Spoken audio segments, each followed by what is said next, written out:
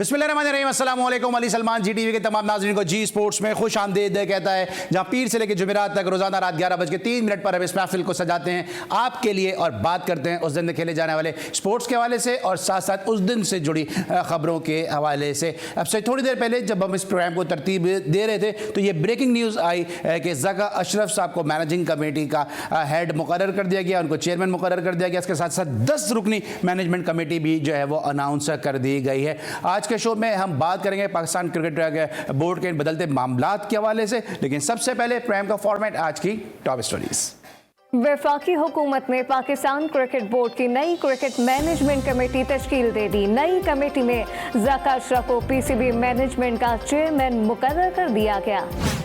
नजम सेठी ने overseas coaches को रखकर गलती की। नजम सेठी के साथी भी इत्तेहादी जमातों में गलत फहमियाँ पैदा करने की कोशिश कर रहे हैं। साबिक क्रिकेटर सरफराज नवाज। भारत में शेड्यूल वर्ल्ड कप 2023 में मुझे उमर अकमल की जगह नहीं नजर आती। हमें क्रिकेट को सियासत से दूर रखने की जरूरत है। जब मुझे काम से रोकने की कोशिश शुरू हुई तो मैंने ओहदा छोड़ दिया था। साबिक चीफ सिलेक्टर शाहिद आफरीदी। मसला भारत को है, पाकिस्तान को नहीं। अगर पाकिस्तान में पाक भारत मैचेस होते तो क्रिकेट को फायदा होता। अब्दुल रज़ाक। पाक भारत मैच के बजाय वर्ल्ड कप जीतने पर तवज्जो मरकूज करने की जरूरत है। शाहीन आफरीदी। श्रीलंका के खिलाफ टेस्ट सीरीज के लिए पाकिस्तान क्रिकेट टीम का तरबियती कैंप कराची में जारी। श्रीलंका के पास क्वालिटी स्पिनर हैं, हमें श्रीलंका में अच्छी क्रिकेट खेलना होगी। सऊद शकील। रिटायर्ड और बूढ़ा हो चुका हूँ, अब नौजवानों को कौमी टीम में मौका मिलना चाहिए। मोहम्मद आमिर। आईसीसी की नई आलमी रैंकिंग जारी। कौमी कप्तान बाबर आजम की टेस्ट रैंकिंग में मजीद एक दर्जा तनज़्ज़ुली, जबकि वनडे बादशाहत बरकरार। साबिक भारतीय फास्ट बॉलर अजीत गढ़कर भारतीय क्रिकेट बोर्ड बीसीसीआई के चीफ सिलेक्टर मुकर्रर। एशेज सीरीज का तीसरा टेस्ट कल से हेडले में शुरू होगा। इंग्लैंड की टीम में 3 तब्दीलियों का ऐलान। मोइन अली की वापसी।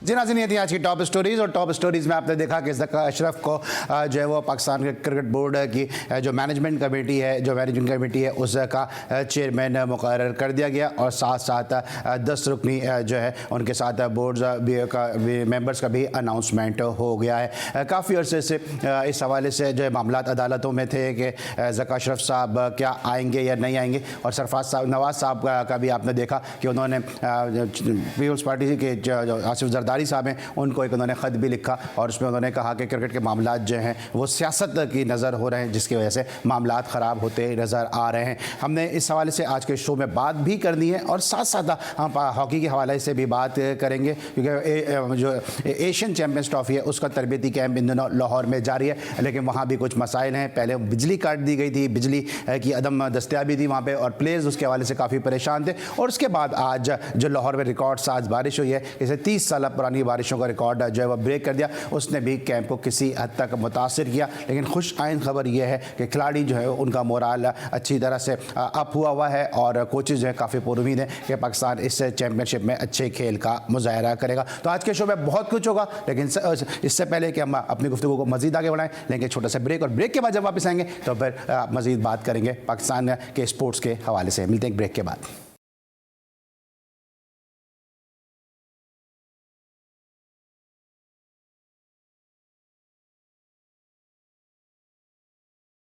Welcome back after the break. और ब्रेक पर जाने से पहले हम बात करते हैं उस लेटर के हवाले से जो सरफराज नवाज साहब ने लिखा आसिफ जरदारी साहब को, और फिर उसके बाद जो था आज हमने देखा कि प्रोग्राम की इब्तिदा से थोड़ी देर पहले एक ब्रेकिंग न्यूज़ आई कि ज़का अशरफ साहब को मैनेजिंग कमेटी का जो है वो चीफ मुकर्रर कर दिया गया है। हमारी प्रोडक्शन टीम कोशिश कर रही है कि सरफराज नवाज साहब को ऑन एयर ले सकें और उनसे हम जाने के इस लेटर के पीछे क्या महर्रिकात थे और अब ज़का अशरफ साहब के आने के बाद क्या जो है वो जो पेशरफ मज़ीद सामने आए। लेकिन साथ साथ जिस तरह मैंने प्रोग्राम की इब्तिदा में कहा कि पाकिस्तान हॉकी टीम का कैंप जिस वक्त जारी है लाहौर में, और वहाँ पे रेहान भट्ट साहब और जो दीगर कोचेज़ है वो पाकिस्तान हॉकी टीम को जो है वो इस वक्त तरबियत भी दे रहे हैं, लेकिन वहाँ पे कैंप में भी मसाइल का सामना है क्योंकि मौसम ख़राब था जिसकी वजह से बिजली जो है वो कट गई थी और उसके बाद आज बारिशों का भी सिलसिला शुरू हुआ। इस हवाले से हमें अपडेट करने के लिए मौजूद है पाकिस्तान हॉकी के साबिक फॉरवर्ड, स्पीडी फॉरवर्ड और पाकिस्तान हॉकी टीम के कोच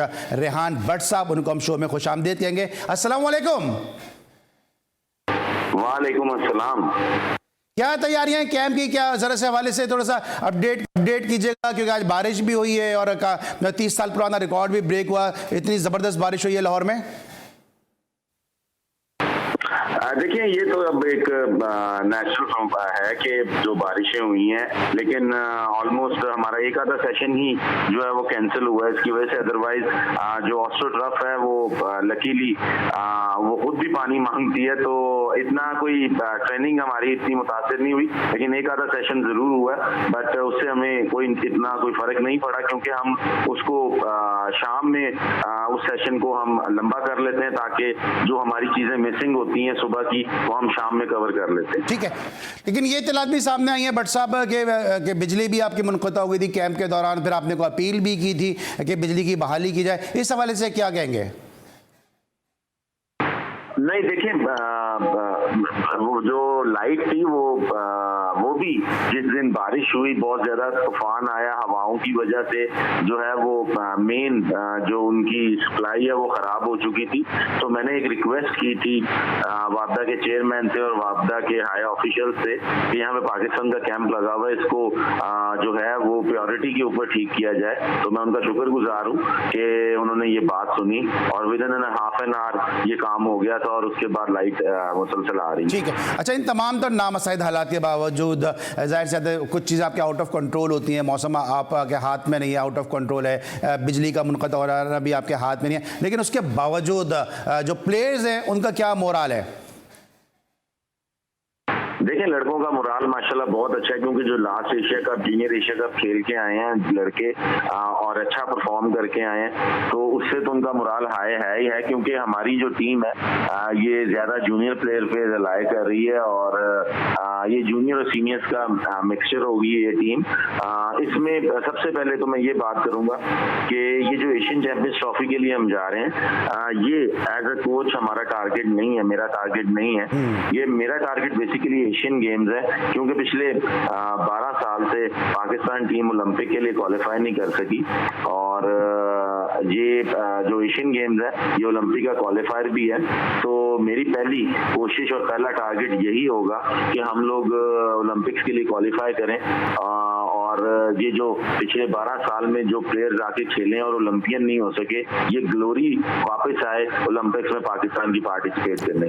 बिल्कुल सही। और मुझे याद है भट्ट साहब, माशाल्लाह जिस तरह से आप हॉकी के मैदानों में दौड़ते नजर आते थे, इसी तरह से आप गाहे बगाहे जो है ऑन द फील्ड भी आप ट्रेनिंग दे रहे हैं और ऑफ द फील्ड जो पाकिस्तान हॉकी के मसाइल हैं उन पर भी आप बड़ी मेहनत कर रहे हैं। इस तरह भी आपने खुद भी कहा कि बिजली के हवाले से आपने वापडा से रिक्वेस्ट की और फिर उसके बाद बिजली जो थी वो बहाल हुई और उसके बाद बड़ी स्मूथली जो इस वक्त कैंप जारी भी है। लेकिन साथ साथ मुझे याद है कि मेरे गुज़िश्ता शो में आपने अरबाब इख्तियार से अपील की थी, प्राइम मिनिस्टर साहब से अपील की थी, शहबाज शरीफ साहब से कि हॉकी के मामलात को भी ज़रा सा देखें और इन प्लेयर्स को भी आप सपोर्ट करें।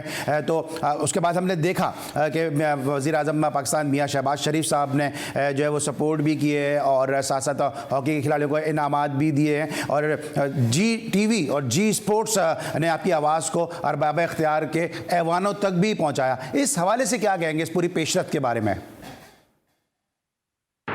जी बिल्कुल, ये हमारा नेशनल गेम है और मैं शुक्रिया अदा करता हूँ प्राइम मिनिस्टर शहबाज शरीफ साहब का कि वो इतना इस नेशनल गेम के लिए कर रहे हैं। अभी जो टीम जूनियर एशिया कप में सिल्वर मेडल लेके आई है उसके लिए जो है प्राइम मिनिस्टर ने बहुत ज्यादा अप्रिशिएट किया उस चीज को और उसके बाद जो है वो फंड भी रिलीज किए गवर्नमेंट ने, पाकिस्तान स्पोर्ट्स बोर्ड ने। तो ये एक बड़ी खुशाइन बात है और आने वाले वक्त में अगर गवर्नमेंट जो है ऐसे ही सपोर्ट करती रहेगी नेशनल गेम को, तो मेरे ख्याल से वो दिन दूर नहीं है जब नेशनल गेम की जो ग्लोरीज हैं वो वापस आएंगी। मैं अगर अपनी पर्सनली बात करूं तो मैं जीटीवी का बहुत ज्यादा शुक्रगुजार हूं कि उन्होंने भी हमारी आवाज ऐसी उठाई और जो है आला ओहदेदारान तक ये आवाज पहुंची। अगर जीटीवी और ये स्पोर्ट्स का शो ना हो तो मेरे ख्याल से ये आवाज इतनी जल्दी नहीं पहुंच सकती। तो मैं बहुत शुक्रगुजार हूं जीटीवी का कि उन्होंने ये नेशनल प्लेयर्स के लिए और नेशनल गेम के लिए आवाज उठाई। नहीं, बिल्कुल, जी टीवी और जी स्पोर्ट्स हमेशा जो है है वो आपके साथ मौजूद है, क्योंकि पाकिस्तान को और पाकिस्तानी प्लेयर्स को और हर उस तबके को के जहाँ पे ज़रूरत है मीडिया को एक आवाज़ बनने की, एक मीडियम बनने की, जी और जी स्पोर्ट्स हम अब वक्त दस्तयाब है और सिलसिले में हरावल दस्ते का किरदार अदा करने के लिए हमेशा जी और जी स्पोर्ट्स हाजिर रहेगा और इंशाल्लाह मुस्तकबिल में भी जो है आप हमेशा अपने साथ जी और जी स्पोर्ट्स को साथ साथ शाना बशाना पाएंगे। लेकिन अभी कुछ ये भी खबर आई है कि कुछ वीज़े के भी कुछ मसाइल है पाकिस्तान हॉकी टीम को, किस तरह में इंडिया की जानिब से बार बार देखने को मिलते हैं। नहीं नहीं, देखें, वीज़ों का अभी तक तो ऐसा कोई इशू नहीं है। जो चीज़ें इंडियन एम्बेसी ने मांगी थी वो पाकिस्तान हॉकी फेडरेशन ने पूरी करके भेज दी हुई हैं और I think so within a week या 10 दिन के अंदर अंदर वीज़े भी जो है वो इश्यूज हो जाएंगे। लेकिन अभी तक कोई ऐसी सामने नहीं आई बात कि कोई ऐसा प्रॉब्लम वीज़ों का इस तरह की कोई अभी तक बात नहीं है। अच्छा, अब इंडिया खेलने के लिए आप जा रहे हैं, बड़ा एक टेंस माहौल होता है जब भी पाकिस्तान इंडिया से किसी भी मौके पे, किसी भी खेल में, किसी भी फोरम पे, किसी भी सतह पे खेलता है तो पाकिस्तान इंडिया का एक अलग ही एनवायरनमेंट होता है, उसकी एक बड़ा एक हाई वोल्टेज मैच होता है वो। अब 15 अक्टूबर को पाकिस्तान इंडिया का वर्ल्ड कप का मैच है अहमदाबाद में और उससे पहले आप खेलने के लिए जा रहे हैं, तो कितनी उम्मीद रखें हम अपनी हॉकी टीम से कि वहां जीत के उस क्रिकेट मैच की कहते हैं ना कि पहले से नवीद सुबह सुनाकर आएगी कि जी हम यहां पे आके जीत सकते हैं, तो हमारी क्रिकेट टीम भी आके जीत सकती है। जी बिल्कुल, देखें, जब पाकिस्तान टीम ग्राउंड में उतरती है खेलने के लिए, खा वो इंडिया हो या कोई भी टीम हो, तो वो जीतने के लिए ही जाती है। हम पूरी कोशिश करेंगे कि हम जो है इंडिया में इंडिया को हराएं और एक अच्छा मैसेज पाकिस्तान क्रिकेट टीम के लिए भेजें, क्योंकि अगर हम वहाँ पे जीतेंगे तो मेरे ख्याल से हमारी क्रिकेट टीम पाकिस्तान की माशाल्लाह बहुत अच्छी है और मुझे पूरी उम्मीद है कि वर्ल्ड कप में पाकिस्तान की जो टीम है वो इंडिया को हराएगी।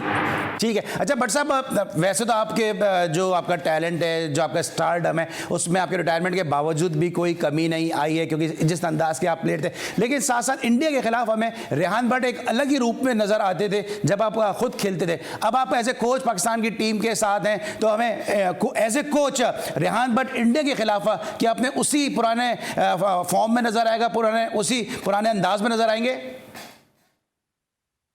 इंशाल्लाह मेरी पूरी कोशिश है और मैं अपनी जो मेरा अपना स्टाइल है, जैसे मैं खेला हूँ ऐसे इंशाल्लाह ताला अटैकिंग हॉकी हम एज अ कोच मैं खिलाने की कोशिश करूंगा और इंशाल्लाह ताला अल्लाह बेहतर करेगा और अच्छा रिजल्ट आएगा इंशाल्लाह। अच्छा, मुझे याद है कि आप इससे पहले पाकिस्तान की जो 5 ए साइड हॉकी टीम थी उसको भी आप कोच कर रहे थे, तो अभी 5 ए साइड क्या पाइपलाइन में है, प्रोसेस में है, या 5 ए साइड जो है वो रोल बैक करके रख दी गई है? नहीं, जो 5 साइड हॉकी है उसका बिल्कुल अभी एशिया कप आने वाला है, बट इसका फैसला जो है वो पाकिस्तान हॉकी फेडरेशन के प्रेसिडेंट आलिशाद खोखर साहब और सेक्रेटरी जनरल हैदर हुसैन साहब करेंगे कि इस 5 साइड हॉकी में उन्होंने क्या टीम के साथ क्या करना है या क्या उनका प्लान होगा, क्योंकि ये अब मेरा कंसर्न नहीं रहा, क्योंकि मैं तो सीनियर टीम के साथ बिजी हूँ। मेरा फोकस वो है ये हॉकी 5 जो है ये इसका जो जितना भी लाएअमल या जो प्लान होगा वो Pakistan hockey federation secretary and president ही बता सकते हैं। बिल्कुल सही बात है। और रेहान भट्ट साहब, हम आपके इंतहाई मशकूर हैं कि लाहौर में इतनी शदीद बारिश है कि 30 साल पुराना रिकॉर्ड बारिश का टूट गया। एक सैलाबी सूरत हाल है लाहौर में, कैंप भी आप कंडक्ट कर रहे हैं और साथ साथ आपके कांधों पे बड़ी भारी जिम्मेदारी भी है कि पाकिस्तान की टीम को तैयार करना कि आप इंडिया जाएँ और इंडिया में जाके पाकिस्तान का सब्ज़ लाली परचम बुलंद करें। तो आपका बहुत शुक्रिया आज के शो के लिए, आपने इन नामसाइद हालात के बावजूद टाइम दिया। अपने फैंस को और पाकिस्तान हॉकी लवर्स को कोई मैसेज देना चाहेंगे? मैं बस इतना कहूँगा कि जो हॉकी है ये हमारी नेशनल गेम है और मैं उम्मीद करता हूँ कि अभी हम इंडिया खेलने जा रहे हैं, पाकिस्तान हॉकी टीम को सपोर्ट करेगी हमारी आवाम और इस नेशनल गेम के लिए थोड़ा सा सब्र करना पड़ेगा। इंशाल्लाह ताला पाकिस्तान की जो कोई भी विक्ट्रीज हैं वो वापस आएंगी इंशाल्लाह, और पाकिस्तान की वापस ग्लोरीज वापस आएंगी और एक दफ़ा फिर हम बड़े फ़ख्र से जो है विक्ट्री स्टैंड पे नजर आएंगे, हमारे खिलाड़ी उसी तरह पहनते हुए हमें नजर आएंगे। ये तो बात की हमने पाकिस्तान कौमी खेल हॉकी के हवाले से। लाहौर से रेहान भट्ट साहब हमारे साथ मौजूद थे और अब लाहौर में ही जो है वो तब्दीलियां होती नज़र भी आ रही हैं क्रिकेट के मामलात के हवाले से। अब हम डिस्कस करेंगे पाकिस्तान क्रिकेट के मामलात को एक छोटे से ब्रेक के बाद।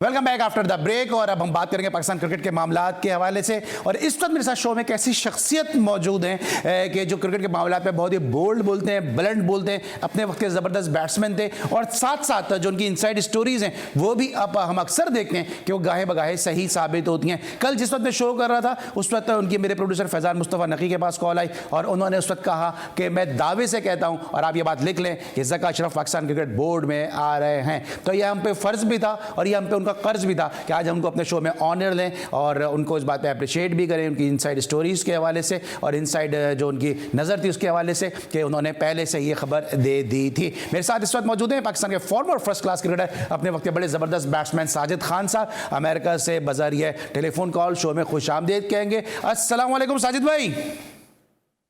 वालेकुम सलाम अली सलमान साहब, बहुत बहुत दोबारा को ब्रेकिंग न्यूज आपको भी क्रेडिट जाता है क्योंकि आप और मैं बात कर रहे थे और नकी भाई को भी क्रेडिट जाता है। पूरी जी टीवी की तमाम उन देखने वालों को दुनिया में जो यकीनी तौर पर स्पोर्ट्स में बाजी ले जाता है और सबसे पहले निसार भाई को हम क्रेडिट देंगे। यकीनी तौर पर ये प्लेटफॉर्म दिया दुनिया भर में सराहने के हवाले से। और ये ज़का अशरफ की बात की जाए, यकीनी तौर पर मैंने कल ये बात नकी साहब को बता दी थी, डंके की चोट पे ज़का अशरफ आएंगे। अच्छा मेरे पास और अभी जो इजलास होने जा रहा है वो ज़का अशरफ साहब, क्योंकि बहुत ज्यादा आपको पता है अली सलमान साहब, आपकी बड़ी गहरी नजर है, बड़ी ग्रिप है कि इजलास में ज़का साहब जाएंगे। और जो आपको पता है एशिया कप का ड्रॉस तो मैचों को वो भी नहीं आया। और जिस तरह 2023 वर्ल्ड कप के हवाले से, टीवी राइट्स के हवाले से और पाकिस्तान और इंडिया के मैचों के हवाले बहुत सी चीजें होंगी, तो वहां पर वो जाएंगे। और ये समझता हूँ जो उनके साथ सीईओ हैं जब क्रिकेट बोर्ड में काम कर रहे हैं तो वो भी उनके साथ जाके वह बात करेंगे। मगर अली सलमान साहब सबसे बात ये, पाकिस्तान ने 8 महीने क्रिकेट खेलनी है continue, no rest no cricket, यहाँ पर नो रेस्ट होगा 8 महीने कंटिन्यू क्रिकेट। साहिद भाई ये बताएं कि आप अमेरिका में मौजूद हैं, आप क्रिकेटर हैं, लेकिन उसके बावजूद ये इत्तला आपको किस तरह से आप इस बारे में बड़े आप श्योर थे, बड़े आप ऑथेंटिक थे इस हवाले से कि ज़का अशरफ साहब कल तक आ जाएंगे, और फिर वक्त ने आपकी बात को सही भी साबित किया? नहीं अली सलमान साहब, ये यकीनी तौर पर अपने सोर्सेज होते हैं और अपनी आपकी जब फैशन 20 साल हो गए मुझे इस फील्ड में as a cricketer as a coach काम करते हुए, यहाँ पर अपने तमाम जराए से मालूमात को लेते हुए और तमाम उन चीजों को आपको मैंने उस वक्त भी ये बात वादे तौर पर की थी। वजीर खारजा बिलावल भुट्टो साहब जब इंडिया गए थे, मैंने और आपने प्रोग्राम किया था, उस वक्त भी उनकी कोशिश थी और मेरे अपने जराए कहते हैं ज़का अशरफ साहब से मिल के गए थे, क्योंकि पाकिस्तान के साबिक सदर आसिफ अली जरदारी साहब की भी यही थी ज़का साहब आए, ज़का साहब पाकिस्तान क्रिकेट बोर्ड में काम करें। उनका विजन बहुत पॉजिटिव है। मेरा मकसद ये है पाकिस्तान की क्रिकेट की बेहतरी के लिए काम, और नजम सेठी साहब को जो काम करने का जो मौका दिया गया था पिछले 4 महीने में, उनकी टीम में वो काम नहीं किया, इलेक्शन नहीं कराए, धांधलियां हुई हैं, तो उसके बावजूद भी आप ये देखें क्या क्या चीजें, बहुत सी चीजें खुलेंगी तो बहुत सी चीजें सामने आएंगी। ब्रेकिंग न्यूज बताते चले 4 महीने में उनको ये बोला था आप डिपार्टमेंट खोलें। 2014 का आइन के हवाले से बहुत सी चीजें थी, उन्होंने निशानदेही की बहुत से लोगों ने, मगर वही बात है जहां पर ग्रास रूट लेवल उस तरह का काम नहीं हुआ जिस तरह का जो पहला विजन यही होगा ज़का अशरफ साहब का, जो मेरे अपने जराए बताते, जो मीटिंग में जाकर पाकिस्तान साहिद भाई थोड़ा सा सिंगल भी लें, थोड़े निकल के खेले जा रहे हैं आप, थोड़े सिंगल भी लें, टाइम कम है, ज्यादा रन बनाने हैं मुझे। ये जो आप अभी बात कर रहे थे, एक ब्रेकिंग मैं भी आपको देता चलूँ कि अब जो मेरी इत्तलात हैं वो ये हैं कि इस पे भी जो है जो अगेंस्ट ग्रुप है वो एक पटिशन कल दाखिल करने वाला है, तो आपको लगता है फिर ये मामला दोबारा से कोर्ट में चला जाएगा? देखिए अली सलमान साहब, इसमें कौन सा सफर हासिल करेगा? हमारा मुल्क सफर हासिल करेगा, क्रिकेटर साहब सफर हासिल करेंगे। आज भी नेशनल स्टेडियम कराची में जो भी कैंप लगा हुआ था, आप मुझे बताइए, लड़के भी ये बातें कर रहे हैं, पाकिस्तान क्रिकेट बोर्ड पैनिक हुआ है और बहुत जो क्रिकेट बोर्ड में जो काम कर रहे हैं बहुत सी चीजें लीक कर देते हैं। तो मैं ये समझ उससे क्या फायदा होगा, हासिल क्या हो रहा है? पड़ोसी मुल्क जो है इतनी हमारी इस बात की निशानदेही कर रहा है, मजाक उड़ा रहा है, तो ये कोई चीज अच्छी नहीं है। मगर आप यकीन माने अगर उनको मुल्क के लिए सोचना है, क्रिकेट के लिए सोचनी है, उनको इस चीज पे नहीं जाना चाहिए, क्रिकेट के ऊपर फोकस करना चाहिए। लेकिन हमारा जेंटलमैन खेल है और Pakistan cricket team world cup जीत सकती है, डंके की चोट पे जीत सकती है, मगर पाकिस्तान क्रिकेट बोर्ड का चेयरमैन यकीनी तौर पर वजीर आजम, मैं शहबाज शरीफ साहब से रिक्वेस्ट करूंगा, खुदा के वास्ते हमारी क्रिकेट के लिए सोचे। क्रिकेट हमारा बहुत वाइड बॉल में बहुत बेहतर टीम है और ये टीम में वो तमाम सलाहियतें क्रिकेट बोर्ड के चेयरमैन जो भी जका साहब आगे इनको काम करने दें, उसके बाद अब जो भी करना करें। मगर यहाँ पर जो चीज हो रही है कि जाएंगे कोर्ट में तो कौन दूसरे मुल्क, अभी आप मुझे बताइए, अभी ये खबर चली है तो पड़ोसी मुल्क उससे मजाक उड़ा रहा है। आप मुझे बताइए, बगैर क्रिकेट बोर्ड के चेयरमैन से आप ये बातें कर रहे हैं, मगर अब अल्हम्दुलिल्लाह जका साहब आ गए हैं तो जका साहब तो इजलास में जा रहे हैं। ये तक तो मैं आपको बता दूं अभी तक की ब्रेकिंग न्यूज, जो परसों जो थोड़ा मेरी भी सुन लीजिए, वक्त थोड़ा कम है, ज्यादा सवाल मुझे आपसे करने हैं, थोड़ा सा मुझे भी टाइम दीजिए बात करने का। कि आप जो कह रहे हैं कि दूसरे बोर्ड मजाक उड़ा रहे हैं, तो गंगुली ने तो कह दिया कि पाकिस्तान भारत मुकाबलों का मेयार गिर गया है। आपके वक्त में फर्स्ट क्लास क्रिकेट का मेयार भी बड़ा जबरदस्त होता था।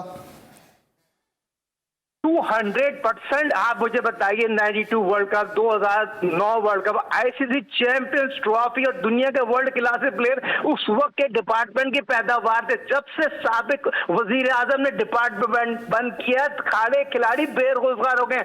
इंडिया पाकिस्तान का मेयार भी गिरा है, क्या लगता है आपको कि इंडिया पाकिस्तान का मेयार भी गिरा है? वर्ल्ड क्लास, क्या लगता है आपको कि इंडिया पाकिस्तान क्रिकेट का मेयार भी गिर गया है?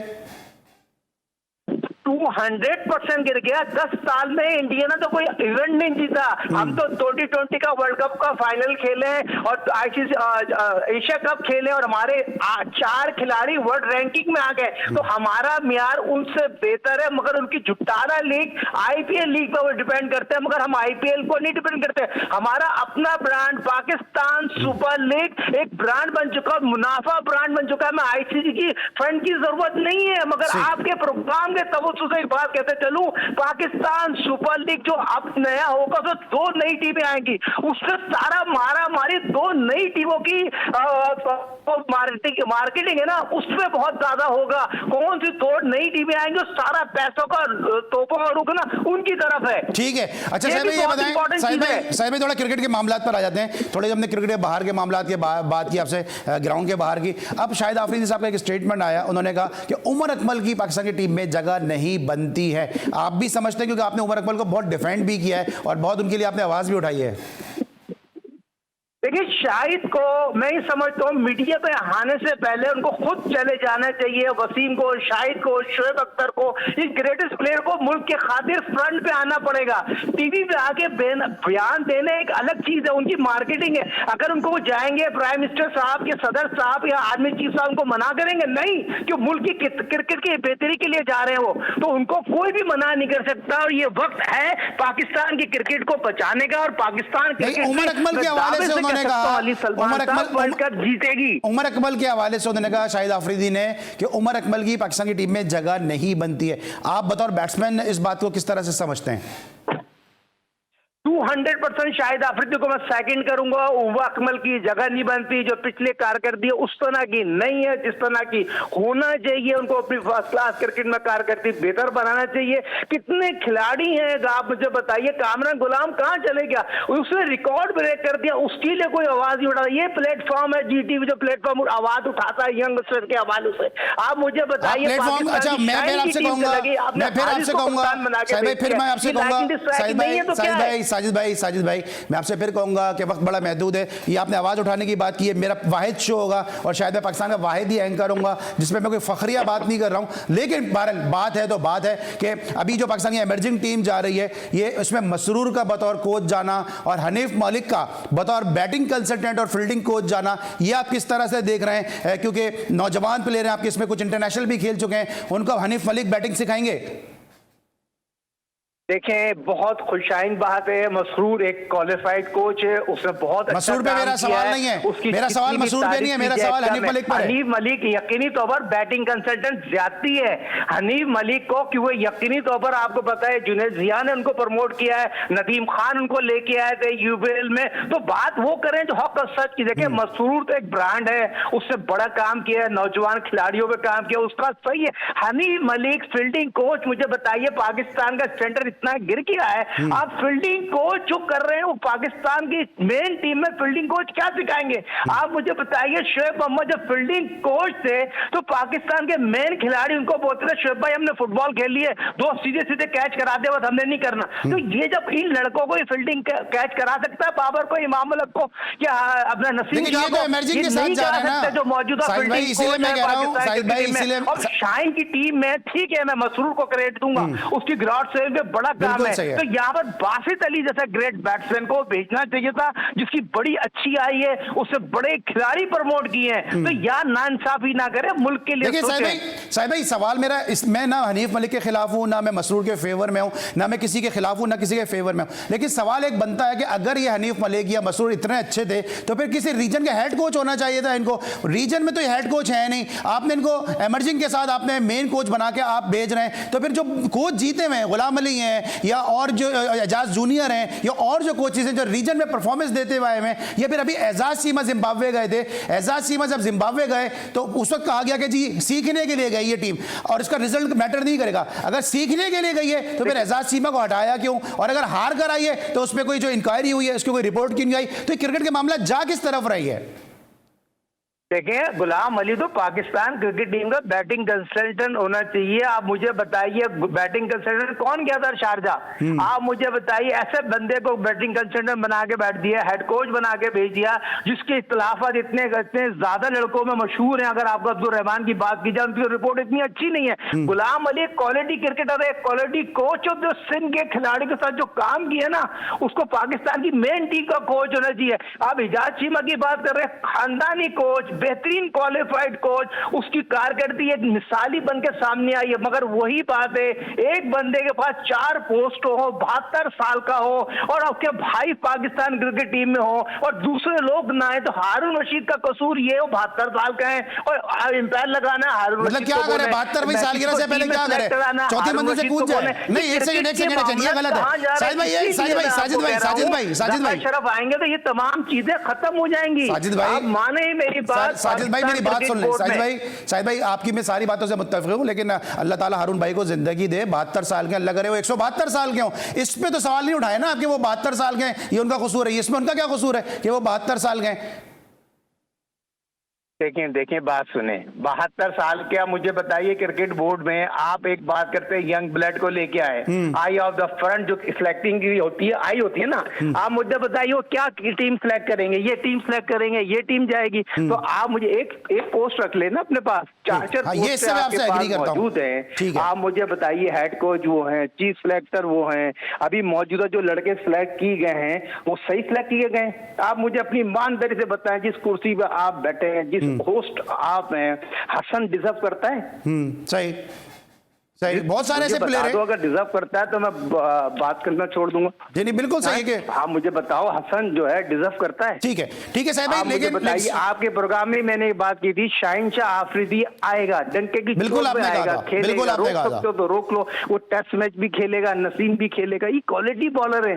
मगर इन सिलेक्शन कमेटी के लिए इतनी 4 चीजें नहीं देने चाहिए। इख्लाफात तो होते हैं, मेरे हारून भाई कप्तान गुजरे, मेरे हारून भाई से इख्लाफ नहीं है, मगर जो तरीकेकार है वो गलत। बिल्कुल सही बात है कि पर्सनल नहीं। साहिब भाई thank you so much. Ghulam Ali किसके पास जाकर रोएगा? महमूद हामिद किसके पास जाकर रोएगा? ठीक है thank you so much Shahid भाई। और बिल्कुल सही कहा साहिद भाई ने कि किसी से किसी के कोई इख्तलाफात नहीं है। अगर हम अपने कर रहे हैं तो देखिए, इस कुर्सी का फर्ज है, कुर्सी का हम पे कर्ज है कि हम बात करें कि हनीफ मलिक से किसी को भी जाती कोई वो नहीं है, या मसरूर से किसी को भी कोई जाती नहीं है, लेकिन बात और हक की करनी चाहिए कि पाकिस्तान में इनसे बेहतर ऑप्शन मौजूद हैं, उनको शायद हम यूज़ कर सकते थे जो हमने नहीं किया। आज के लिए बस इतना ही, इंशाल्लाह कल फिर मुलाकात होगी। इस वक्त तक के लिए अली सलमान को इजाज़त दीजिए, अपना बहुत ख्याल रखिए, अल्लाह हाफ़िज़।